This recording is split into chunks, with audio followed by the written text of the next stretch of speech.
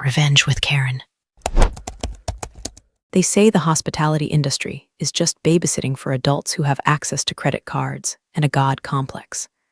I own the Azure Coast, a boutique luxury hotel on the Florida Panhandle that caters to the kind of people who think all-inclusive is an insult and who can distinguish between 400 and 600 thread count sheets by touch alone. I built this place from the ground up. I didn't inherit it.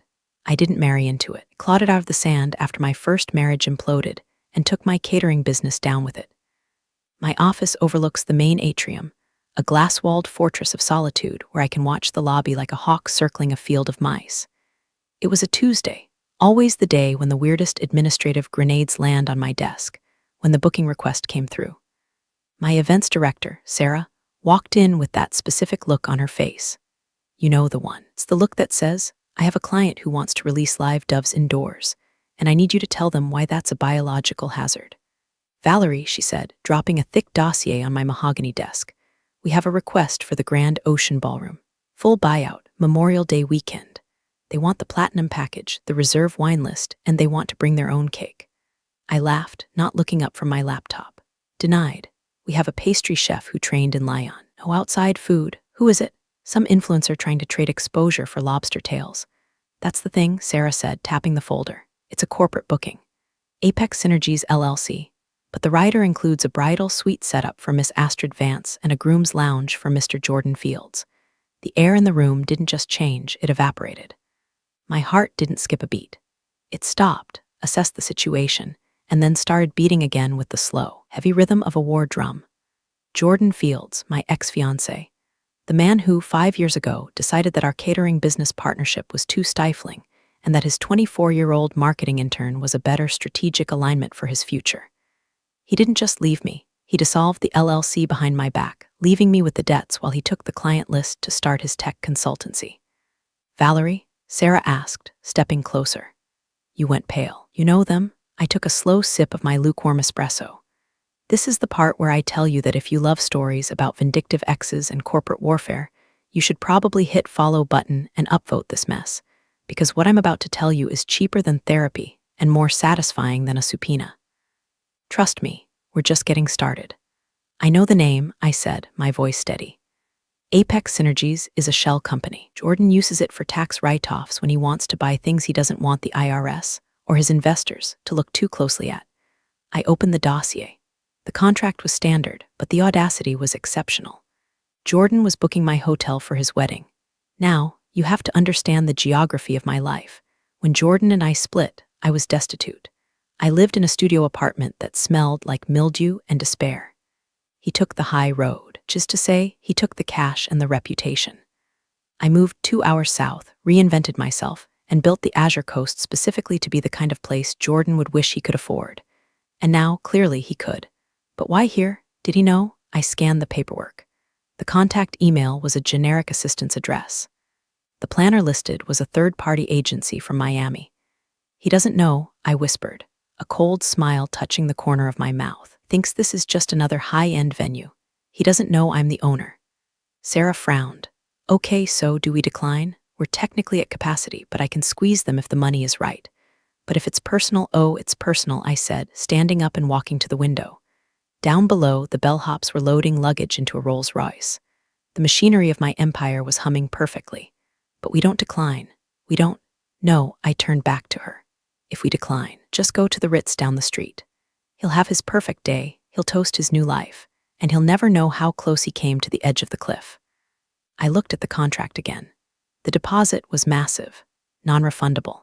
And there, in the fine print of the venue rules I wrote myself at 3 a.m. 3 years ago, fueled by spite and Chardonnay, was Clause 14b regarding misrepresentation of party identity. If the booking party fails to disclose the true nature of the event or the identity of the principals for commercial or publicity reasons, the venue reserves the right to terminate the event at any time without refund. He used a shell company. He didn't list himself as the primary contact. He was hiding. Sarah, I said, smoothing my blazer, approve the booking. Send them the welcome basket, the expensive one with the truffle oil. Are you sure? Sarah looked terrified. She's a good kid, but she doesn't have the stomach for blood sports. I'm positive, I lied. My hands were shaking, just a little, not from fear, from adrenaline.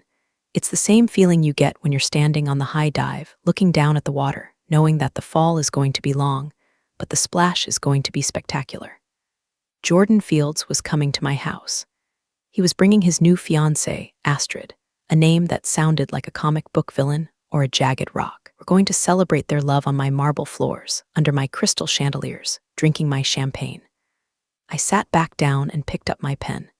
I signed the approval line with a flourish. Valerie Sterling. I didn't use that name when I was with Jordan. Back then, I was just Valerie Fields. Even though we weren't married yet, I used his name professionally. When I left, I took my maiden name back and polished it until it shined like a diamond. One more thing, Sarah, I called out as she reached the door. Yes, boss. Put me down as the lead logistics consultant for the event. I don't want my name on any guest-facing paperwork. I want to be invisible. If anyone asks, I'm just operations. Sarah nodded slowly. Understood. Invisible. I turned back to the window. The ocean was churning, gray and violent. A storm was coming in off the coast. The weatherman called it a tropical depression. I called it appropriate atmosphere. Jordan thought he was booking a venue. What he was actually booking was a front row seat to his own reckoning. And the best part, he was paying me $150,000 for the privilege. I opened my laptop and created a new folder titled Project Icarus. Let's see how close to the sun this bastard wants to fly. 2 weeks later, the happy couple arrived for the site walkthrough. I made sure I was nowhere near the front desk when they checked in. Instead, positioned myself in the grand ballroom, wearing the standard issue hotel uniform, a black button-down, black slacks, and a name tag that simply read Valerie Event Staff. No owner, no CEO, just a cog in the machine. I grabbed a clipboard and pretended to be inspecting the sconces. The double doors swung open, and in they walked. Jordan looked exactly the same, which was annoying. He has that kind of face that ages like a senator, silver touching the temples, jawline sharp enough to cut steak, wearing a suit that cost more than my first car. He was on his phone, naturally. He was always on his phone, and then there was Astrid. If Jordan was old tech money, Astrid was Instagram influencer who just discovered Dutchamp. She was tiny, blonde, and vibrating with an aggressive energy that sucked the oxygen out of the room. She was wearing sunglasses indoors, in a ballroom, which has no windows. It's smaller than it looked online, Astrid announced, her voice echoing off the vaulted ceilings. She didn't look at the architecture or the hand-painted murals. She looked at the space as a background for herself. My event director, Sarah, was leading the tour, her smile plastered on so tight I worried it might crack her enamel. Actually, Miss Vance, this room accommodates 400 comfortably. For your guest list of 200, it will feel quite spacious. I don't want spacious, Astrid snapped, taking off her glasses to reveal eyes that were cold and assessing. I want intimate, but expensive intimate. Jordan, get off the phone. Jordan lowered the phone but didn't put it away. Babe, it's the investors. They're nervous about the Q3 projections. I'm nervous about the floral arrangements looking like a funeral home. She shot back. Priorities. I stood by the service entrance, holding my breath. Jordan looked tired. Not the tired of a man working hard, but the tired of a man who has sold his soul and is realizing the payments are higher than advertised. Sarah gestured toward me. And this is Valerie from our logistics team. She'll be ensuring the physical setup meets your specifications. Jordan's eyes swept over me. This was the moment where he would recognize the woman he lived with for 6 years. The woman he planned a life with. The woman whose credit score he ruined. His gaze slid over me like I was a piece of furniture. No recognition, no spark, nothing. I had cut my hair into a sharp bob and dyed it a darker brunette since we split. I was wearing glasses, but still to be looked at and not seen, it stings. But it also armed me. If I was invisible, I was dangerous. Hi, Astrid said, barely glancing at me. Okay, Valerie, listen. I want the head table on a dais. Elevated. I want to be looking down at the guests. Is that possible? We can certainly arrange a staging platform, I said, keeping my voice flat and subservient. I pitched it slightly lower than usual, stripping away the authority I usually project. Good. And these drapes, she gestured vaguely at the custom silk velvet curtains I had imported from Italy. They're depressing. Can we replace them? I want something sheer, more ethereal. Those are load-bearing aesthetics, I deadpanned. Astrid blinked. What, I corrected myself, they are integrated into the acoustic soundproofing of the room. Removing them would compromise the audio quality for your band. Ugh. Fine, Just cover them with flowers or something. Jordan, are you listening? Jordan sighed. Flowers, got it. Whatever you want, Astrid. Just tell me what to sign. You're useless, she muttered, turning her back on him. She walked over to one of my junior banquet captains, sweet kid named Mateo who was setting up a sample table setting.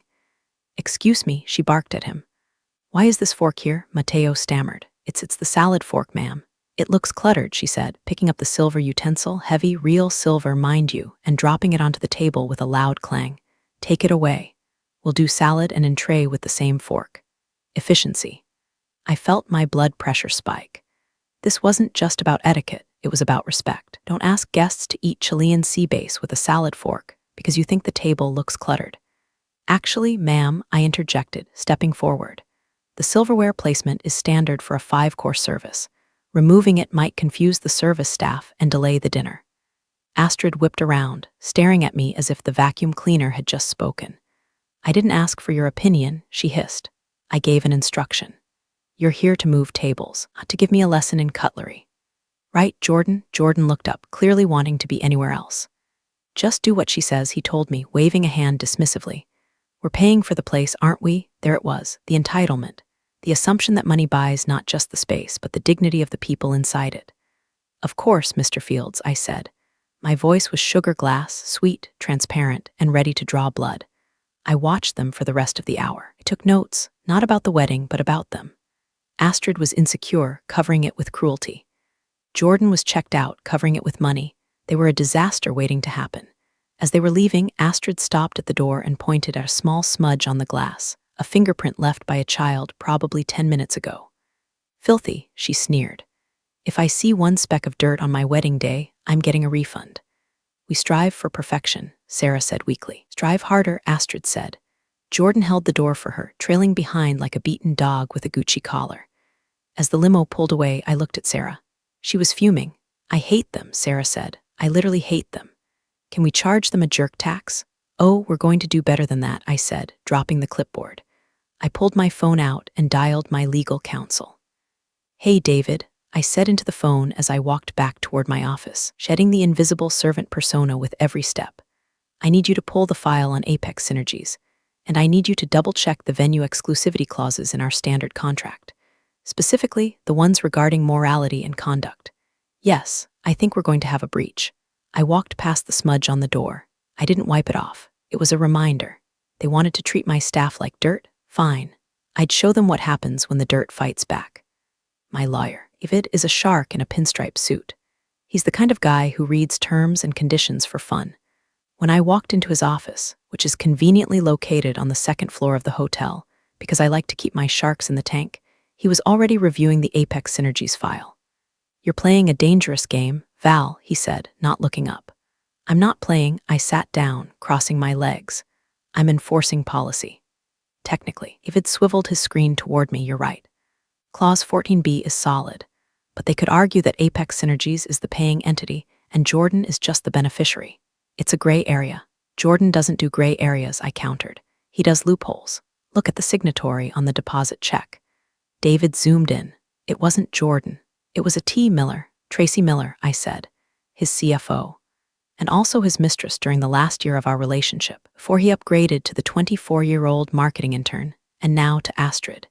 He's using his company funds to pay for a personal wedding, disguising it as a corporate retreat in the books to write it off. That's tax fraud, David. But more importantly to us, it's a breach of our commercial use policy. Weddings are personal events. He booked it as a corporate gala to get the business rate. David whistled low. Okay, we scammed you out of about 20% on the booking fee. He scammed me out of a life, I said sharply. Then I took a breath. But yes, financially, he defrauded the venue, which gives me the right to cancel the contract immediately. So, do I send the letter now? David hovered his hand over the keyboard. We can refund the deposit minus a penalty, tell them to get lost, and fill the date with that pharmaceutical conference that's been begging for a slot. I looked at the screen. The cursor blinked. One click and it would all be over. Jordan would be inconvenienced. He'd be angry. He'd sue, maybe. But he'd just move the wedding. No, I said. David looked at me over his glasses. Val, if you let them walk in the door knowing they're in breach, you're implicitly accepting the terms. You lose leverage. I don't want leverage, David. I want a checkmate. I stood up and paced the small office. The carpet was plush, absorbing the sound of my heels. If I cancel now, he spins it. He tells Astrid that I, the bitter ex who somehow runs this hotel, sabotaged their love. I become the villain in their narrative. He gets to play the victim, again. I stopped and looked at the framed photo of my hotel's grand opening on the wall. I was cutting the ribbon, alone.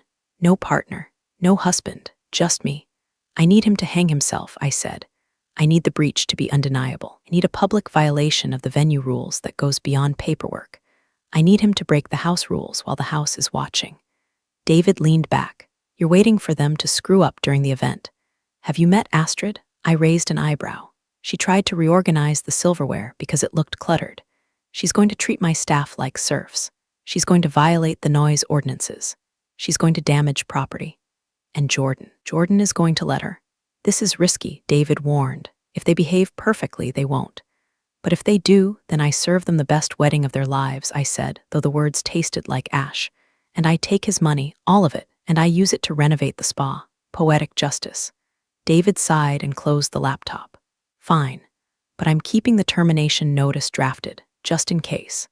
Keep it printed, I said. Keep it in your jacket pocket on the night of the wedding. I walked out of the legal office and down the back corridors. The hotel has a network of service hallways, the arteries, we call them. Guests never see them. They're concrete, fluorescent-lit, smelling of laundry detergent and coffee. This is where the real work happens. I passed a housekeeping cart. The maid, Maria, nodded to me. Buenos dias, Miss Sterling. Morning, Maria. How's the knee? Better, thank you for the specialist. I pay for my staff's private health insurance. I pay above market rates. I treat them like human beings because I know what it's like to be treated like an asset. Jordan used to call staff resources. We need to optimize our resources, he'd say, meaning he wanted to fire the dishwasher to save $50 a week. I reached the kitchen. The noise was a symphony of clattering pans and shouting chefs. The air smelled of reducing veal stock and baking bread. This was my engine room. I stood there, watching the chaos coalesce into order. Jordan was coming here to parade his success. He was bringing his resource mindset into my home. I pulled out my phone and texted Sarah. Make sure the contract for the Fields' wedding includes the strict conduct and harassment addendum. Have them initial every page. A moment later, Sarah replied, done. They didn't even read it. Astrid just wanted to know if the paper was organic. I smiled. Never read? That was their fatal flaw. They thought the world would bend to them, so why bother reading the instructions? The trap was set. Now, I just had to wait for the prey to walk in and snap the wire. The wedding day arrived with the humidity of a sauna and the tension of a bomb squad dispatch. The grand ballroom had been transformed. I had to admit, despite Astrid's personality, the room looked spectacular. White orchids dripped from the ceiling like frozen rain. Lighting was amber and soft, hiding the clutter of the silverware. A 12-piece band was playing a jazz cover of a pop song that I'm pretty sure was about a breakup, which I found delicious. I was wearing a charcoal silk jumpsuit, elegant enough to be a guest, severe enough to be management, nondescript enough to be ignored. I stood near the bar, nursing a sparkling water, watching the circus. Jordan was holding court near the ice sculpture, which was, inexplicably, shaped like a swan wearing a diamond necklace. He was laughing too loud, clutching a scotch like a lifeline. He looked sweaty. Astrid was a vision in Vera Wang and Vanity. She moved through the room not like a bride, but like a supervisor conducting a performance review. She wasn't smiling, she was checking angles for the photographer. I checked my watch. 7:15 p.m. Dinner service was starting. This was the danger zone. High-end service is a ballet. One misstep. Cold soup, a dropped fork, and the illusion breaks. I saw Maria, the housekeeper I'd spoken to in the hallway, helping the banquet team. We were short-staffed due to a flu bug, so everyone was pitching in to clear appetizers. Maria was carrying a heavy tray of empty champagne flutes. Astrid spun around, her massive tulle skirt flaring out, and nearly collided with Maria. Maria froze, balancing the tray expertly. Pardon me, ma'am. Astrid looked down at her dress. There was nothing on it, not a drop. But she recoiled as if she'd been touched by plague. Watch where you're going, Astrid snapped, her voice cutting through the jazz music. You almost ruined a $20,000 dress with your clumsiness. I am very sorry, ma'am, Maria lowered her head. Don't be sorry, be competent, Astrid hissed. I took a step forward, my hand tightening on my glass, but I stopped. Not yet. I watched as Jordan walked over, put a hand on Astrid's waist. Babe, relax. It's fine. It's not fine, Jordan. The help is everywhere. It's like an infestation. Infestation. I felt a cold rage settle in my stomach. It was heavier than the anger I felt about the divorce. This was professional. This was my family she was insulting. I walked over to the nearest table, table 4, occupied by some of Jordan's tech bros who were loosening their ties and talking about crypto. I sat down in an empty chair for a moment to adjust my shoe, blending in. A waiter passed by with a tray of hors d'oeuvres, miniature beef Wellingtons. I reached out and took one, putting it on a small cocktail plate. I was technically tasting for quality control. Astrid swept past the table, heading for the sweetheart dais. She saw me. She stopped. She looked at me, sitting there, eating a beef Wellington. She didn't recognize me as the logistics woman from the walkthrough, just saw a woman in a dark suit eating her food. To her, I was just staff who had gotten too comfortable. She marched over. "Excuse me," she said, her voice dripping with disdain. I looked up, chewing slowly. "Yes," she reached down and literally snatched the plate from my hand. "Staff," she said, loud enough for the entire table to hear, "eat in the kitchen." The table went silent. The tech bros looked awkward. Jordan, standing 10 feet away, turned around. He saw me, saw Astrid holding my plate. For a second, I saw recognition flicker in his eyes. Not of my name, but of my face. Have I seen her before? But he dismissed it. He was too drunk on his own importance to process it. "Astrid, let's go sit down," Jordan said, waving his hand. Astrid glared at me. "Do your job. Get out of the guest area. You're ruining the aesthetic." She turned and walked away, handing the plate to a passing waiter with a look of disgust. Trash this. I sat there for 3 seconds. In those 3 seconds, I replayed the last 5 years. The tears, the bankruptcy hearings, the nights I scrubbed toilets in this hotel because I couldn't afford a night cleaner yet. The way I built this place brick by brick to be a sanctuary of hospitality. And this woman, this tourist in my life, just told me to eat in the kitchen. I didn't yell. I didn't make a scene. I stood up. I smoothed my silk jumpsuit. I placed my cloth napkin on the table, perfectly folded. I looked at Jordan, who was guiding Astrid to their throne. "Okay," I thought, "you want staff to eat in the kitchen? Then let's see how you eat when the staff disappears." I turned and walked toward the service exit. I didn't look back. I walked past Sarah, who was standing by the door, eyes wide. She had seen the whole thing. "Val," she whispered. "Are you okay?" I stopped. I looked at her. My face must have been terrifyingly calm because she took a step back. "Sarah," I said softly, "initiate Protocol 0. Protocol 0? But that's for emergencies, fires, hurricanes." "This is a hurricane," I said, pushing the swinging doors open. "It's a Category 5 bitch named Astrid. Shut it down." I walked into the kitchen. The noise hit me, the heat. "Everyone stop," I said. It wasn't a shout. It was a command. The kitchen went silent. Chefs froze with pans in midair. "Set down your tools," I said. "Turn off the ovens. We are done for the night." The chef de cuisine, a large man named Henry, stepped forward. "Madam, the main course, the Cebus is canceled," I said. "Staff eat in the kitchen, so let's eat." I grabbed a bottle of Dom Perignon from the service fridge, popped the cork, and took a swig. "You have 15 minutes to pack up," I told the room. "We are closing the hotel." There's a specific kind of silence that falls over a commercial kitchen when the ventilation hoods are turned off. It's heavy. It presses against your eardrums. "Madam Sterling," Henry said, wiping his hands on his apron. "Are you serious?" "The contract is void," I said, walking towards the back office where the master controls were. "They violated Clause 7, abuse of staff, and Clause 14, fraudulent booking. I am exercising my right as the proprietor to refuse service." I looked at my team, 30 people. Cooks, dishwashers, servers. They looked confused, but they also looked relieved. They had been dealing with Astrid's demands all week. "Everyone gets paid for the full shift," I announced, plus a hazard bonus. "Now, clear the stations. I don't want a single plate leaving this room." I left them to it and took the service elevator up to the executive suite, my office. I sat down at my desk and pulled up the building management system. It's a smart hotel. Everything is connected. The lights, the sound, the AC, the locks. I called security chief Mike. He's a former grandiose guy, ex-military, loyal to a fault. "Mike, I need a perimeter," I said into the phone. "We are evicting the grand ballroom." "Evicting?" Mike's voice crackled. "Copy that. Hostile? Passive-aggressive," I corrected. "But let's treat it as hostile. I want 4 guards at the main ballroom doors. I want the valet service suspended. Bring the cars around, park them in the driveway, and hand the keys to the front desk. No one waits for their car tonight. On it. What's the timeline? 45 minutes. Let them finish the salads. I don't want them starving. I just want them leaving. I hung up and turned to my computer screens. On monitor 1, the ballroom camera feed. Jordan was laughing at something the best man was saying. Astrid was picking at her salad, looking bored. He had no idea that beneath her feet, the gas lines to the ovens had just been cut. On monitor 2, the contract. I scrolled to the signature page. T. Miller. I highlighted the cancellation clause. The venue reserves the right to cease operations immediately if the client or their guests engage in behavior deemed abusive, harassing, or threatening to the staff or property. She called my staff an infestation. She snatched food from my hand. It was petty, yes, but in the hospitality world, petty is just another word for breach of contract. I picked up the phone again. This time, I called the DJ booth. Hey, this is Valerie from Ops, I said. Change of plans. After the current set, I need you to cut the mic.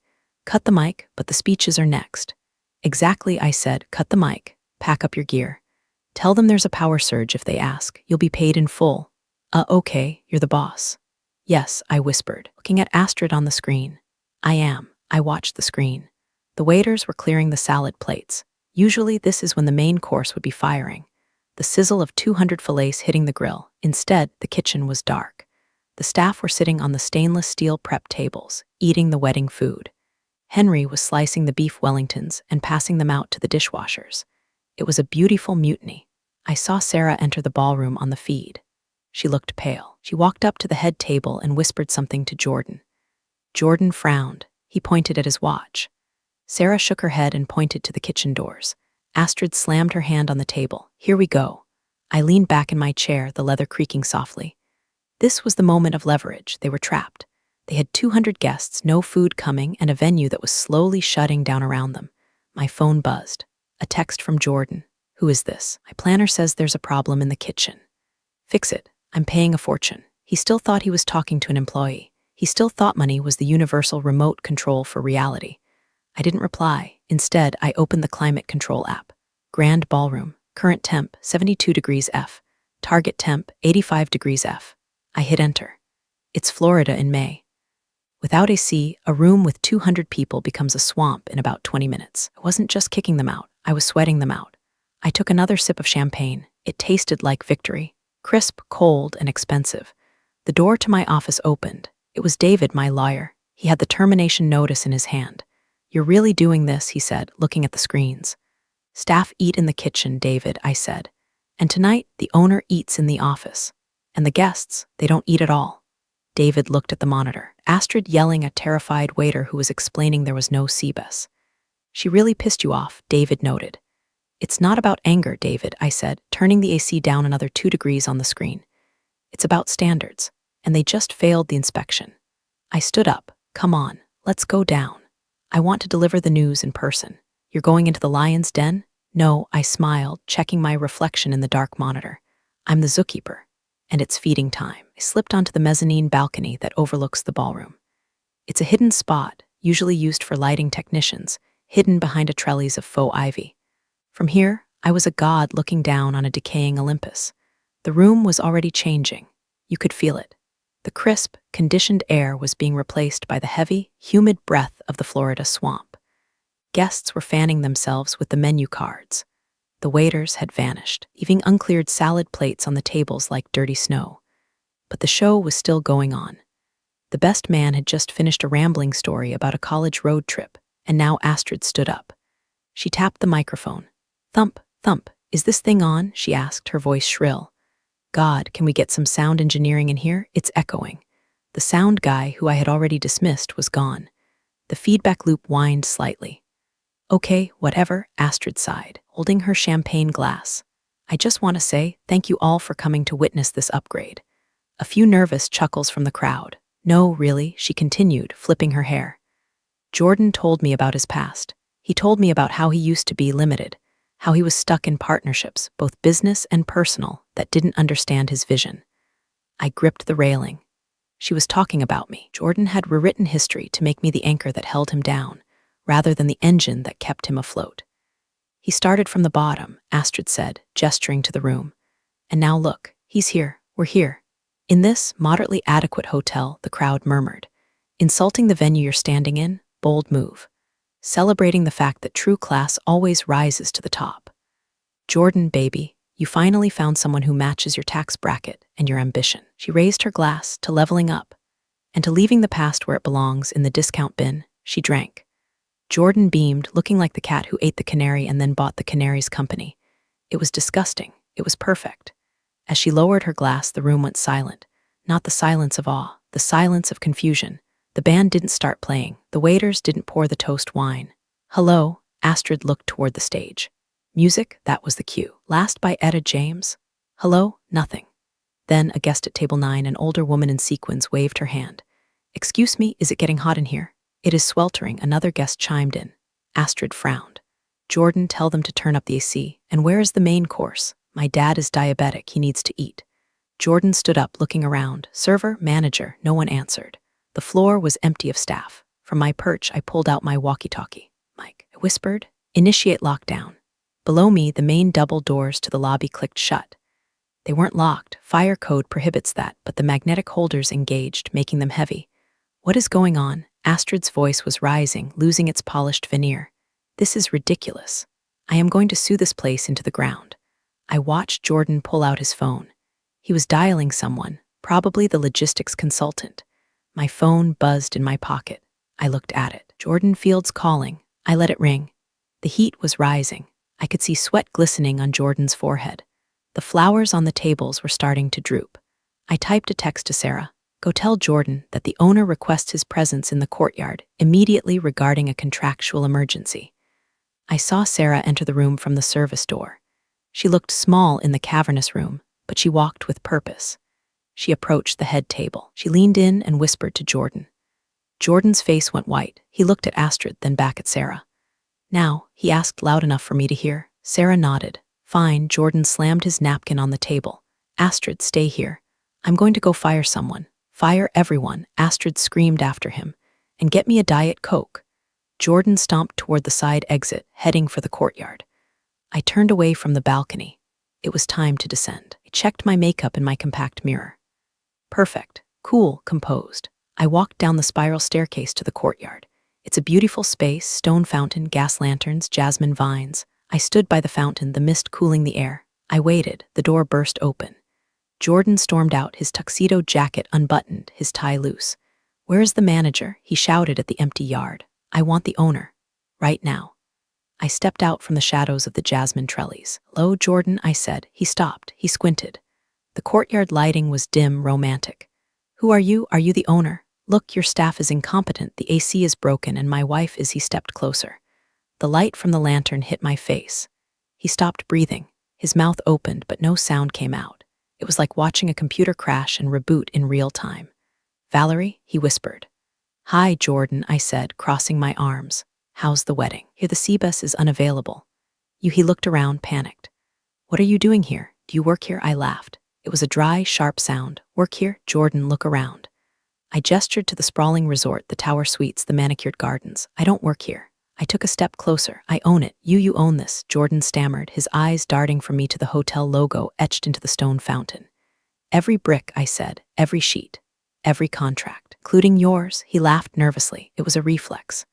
Okay, Val, good for you. You did well. But look, this is crazy. You can't just shut down my wedding because you're jealous. Jealous? I repeated the word as if it were a foreign coin. Jordan, you booked my venue under a fake name to avoid paying the commercial tax rate. And your wife just assaulted my staff. This isn't about jealousy. It's about liability. She didn't assault anyone. She's just particular. She snatched a plate from my hands, Jordan, I said calmly. Me, the owner. She told me to eat in the kitchen. Jordan paled. That was you? In the jumpsuit, that was me. He ran a hand through his hair. Okay, look, I didn't know. I'm sorry. Astrid is. She's under a lot of pressure. Let's just fix this. Turn the AC back on, get the food out. I'll pay extra. Whatever you want, double the fee. I don't want your money, Jordan. I already have your deposit. According to the contract you signed, or rather, that your mistress Tracy signed, I keep it in the event of a breach. Tracy isn't he started, then stopped. He realized he was in a minefield. Save it, I cut him off. Here is the reality. The event is over. The police have been notified that we have trespassers on the property. You have 15 minutes to vacate the premises before they arrive to assist with the removal. Trespassers? We are guests. Guests adhere to the code of conduct. You are now liabilities. The door to the courtyard banged open again. Astrid marched out, sweating, her makeup starting to run. Jordan, what is taking so long? It's a sauna in there. People are leaving. She stopped when she saw me. You, she pointed a manicured finger. The kitchen eater. What are you doing here? Jordan, why are you talking to the help? Jordan looked at her, then at me. He looked sick. Astrid, he said, his voice weak. She's not the help? What? She owns the hotel, Astrid. Astrid froze. She looked me up and down. Her? She owns this, please. Look at her haircut. It's practically a bob. I smiled. It's a Prada jumpsuit, Astrid. And yes, I own the hotel. Which means I own the ballroom you're standing in, the electricity you're wasting, and the air you're currently polluting with your attitude. Astrid's jaw dropped. You can't talk to me like that. Do you know who my father is? Does he know you're holding a wedding in a venue owned by your husband's ex-fiancé? I asked sweetly. Astrid whipped her head toward Jordan. Ex-fiancé? This is her. The catering failure, hospitality mogul, I corrected. And yes, it's me. Astrid turned red. A vein in her forehead throbbed. Jordan, did you know this? No, I swear. Jordan held up his hands. I used the agency. You brought me to your ex's hotel? Astrid screamed, shoving his chest. You cheap. Easy idiot. This is humiliating. It gets worse, I interrupted. The wedding is canceled right now. Security is escorting your guests to the front drive as we speak. You can't do that, Astrid shrieked. I have rights, I have a contract. I pulled the folded paper from my pocket, the one David had prepared. Actually, I unfolded it. You have a breach of contract. Clause 14b, Clause 7, Clause 9. Basically, you broke every rule except no smoking. The night is young. I handed the paper to Jordan. He took it like it was a death warrant. You have 10 minutes left. I checked my watch. I'd suggest you go get your purse. It's hard to hail an Uber without a phone. Uber? Astrid looked like she was going to vomit. I am not taking an Uber in a Vera Wang gown. Then you can walk, I said. It's a lovely night. A bit humid, though. Astrid let out a primal scream of frustration and turned on Jordan. Fix this. Fix it now, or I swear to God, Jordan, I will burn your life down. I think, I said softly, someone already beat you to that. I turned and started walking back toward the hotel doors. Wait, Jordan called out. Valerie, please, don't do this. Think about what we had. I stopped. I didn't turn around. I am thinking about it, Jordan, I said. I'm thinking about the studio apartment. I'm thinking about the debt you left me with. I'm thinking that staff eat in the kitchen. But tonight, the staff are eating lobster thermidor, and you're eating humble pie. I walked through the doors and let them close behind me. Protocol 0 was complete, now for the cleanup. I walked back into the lobby. It was chaos, but controlled chaos, the kind I like. My security team, dressed in their dark suits, were politely but firmly guiding guests toward the exit. Valet stand was a disaster zone of confused people waiting for cars that had been parked in the lower lot. What is happening? A bridesmaid asked me, holding her shoes in her hand. Building maintenance issue, I lied smoothly. Gas leak in the kitchen. Very dangerous. We had to evacuate for your safety. A gas leak? She gasped. Oh my God, yes, terrible. Please, move toward the exit. It's amazing how easily people believe a lie when it involves their safety. Outside, under the portico, the reality was setting in for Jordan and Astrid. They were standing on the curb. No limo, no fanfare. Just their luggage, which my bellhops had efficiently removed from the bridal suite and stacked on the sidewalk. Astrid was sobbing. Loud, ugly sobs. Her mascara was running. Jordan was on the phone, screaming at someone, probably his lawyer or maybe his mom. I stood behind the glass doors of the lobby, watching. David, my lawyer, walked up beside me. "Police are here," he noted. A squad car rolled up the driveway, lights flashing silently. 2 officers got out. They knew me. We host the Police Benevolent Association Gala every year. Evening, Miss Sterling. Officer Miller touched his hat. We got a call about a disturbance. I pushed the door open and stepped out. Officer Miller, I said warmly. Thank you for coming. We have some guests who are refusing to leave after their event was terminated for safety violations. They're becoming belligerent. I pointed at Jordan and Astrid. Astrid saw the police and stormed over. Officer, arrest this woman. She stole my wedding. Officer Miller looked at Astrid, disheveled, screaming, mascara stained, and then at me, calm, collected, standing on the steps of my own hotel. Ma'am, Miller said to Astrid, you need to lower your voice. Don't tell me what to do. Do you know who I am? I don't care who you are, ma'am. The owner has asked you to leave. That means you leave. Otherwise, it's criminal trespass. Criminal trespass? Jordan ran over. Officer, we paid for this venue. And the contract was voided. David stepped in, handing the officer a card. Civil matter regarding the refund. Criminal matter regarding the presence on property right now. Officer Miller nodded. You heard the man. Time to go, folks. Jordan looked at me. His eyes were pleading. Val, please. Where are we supposed to go? It's Memorial Day weekend. Everything is booked. I hear the Motel 6 by the highway has vacancies, I said. They leave the light on for you. A few of the guests, realizing the wedding was truly over, had started pulling out their phones. One of them, a girl with blue hair who I recognized as a TikTok lifestyle vlogger, was filming the whole thing. Oh my God, you guys, she was narrating into her phone. The owner just evicted the bride. This is insane. #wedding fail #hotel drama. I looked right at the camera and winked. Astrid saw the phone. Stop filming, stop it, she lunged at the girl. Officer Miller stepped in, grabbing Astrid's arm. Okay, that's enough. Ma'am, you're coming with us to cool off, or you can get in a cab right now. Astrid recoiled. I'm leaving, I hate this place. I hate Florida. She grabbed her suitcase and began dragging it down the driveway, her heels clicking unevenly on the pavement. Jordan stood there for a second, looked at his wife walking away into the darkness. He looked at his confused guests. He looked at me. You win, he mouthed. I won 5 years ago, Jordan, I said loud enough for him to hear. I just didn't cash the check until today. He hung his head, picked up his garment bag, and followed Astrid. I watched them disappear down the long, palm-lined driveway. The vlogger was still filming. Show's over, folks, I said to the crowd. Valet is bringing your cars around. Safe drive home. I turned and walked back inside. The air conditioning in the lobby hit me cool, crisp, perfect. Sarah, I called out. Yes, boss. She appeared at my elbow, looking exhilarated. Unlock the bar. Open the top shelf. Drinks are on the house for the staff tonight. And the food, send the rest of the lobster to the local shelter. But save a plate for me. I'm starving. Where will you be eating? I smiled. In the kitchen. The next morning, the sun rose over the Gulf of Mexico like a gold coin flipping into the sky. I sat on my balcony with a cup of coffee and my iPad. The internet was melting down. The TikTok video had 4 million views. The caption, CEO's wedding canceled mid-toast by boss BTCH hotel owner X. #karma, the comments were a river of fire. The way she stood on the steps. Queen. Wait, is that Jordan Fields? Guy who laid off 500 people via Zoom? He deserves it. Staff eat in the kitchen needs to be on a t-shirt. My marketing metrics were through the roof. Reservations for next season were up 400% overnight.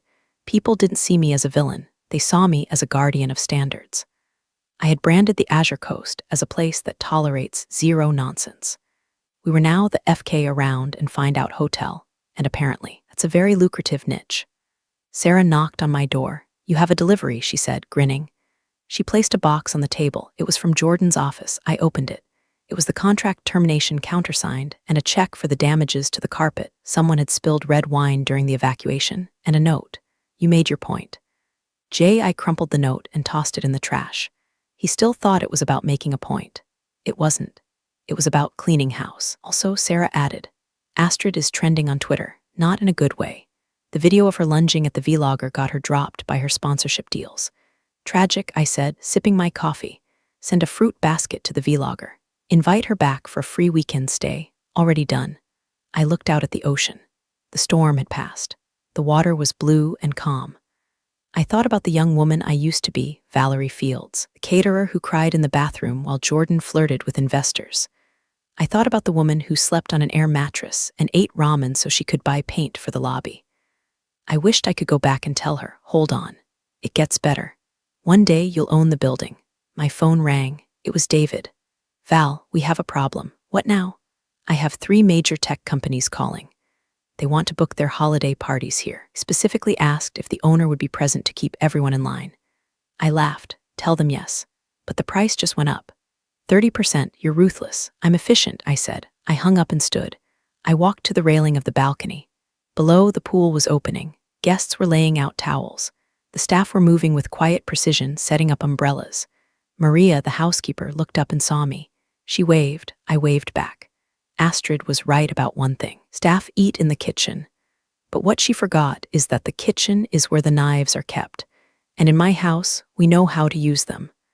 I went back inside. Funny how life can twist itself into knots and then somehow straighten out again. Yeah. Thanks for listening and being here.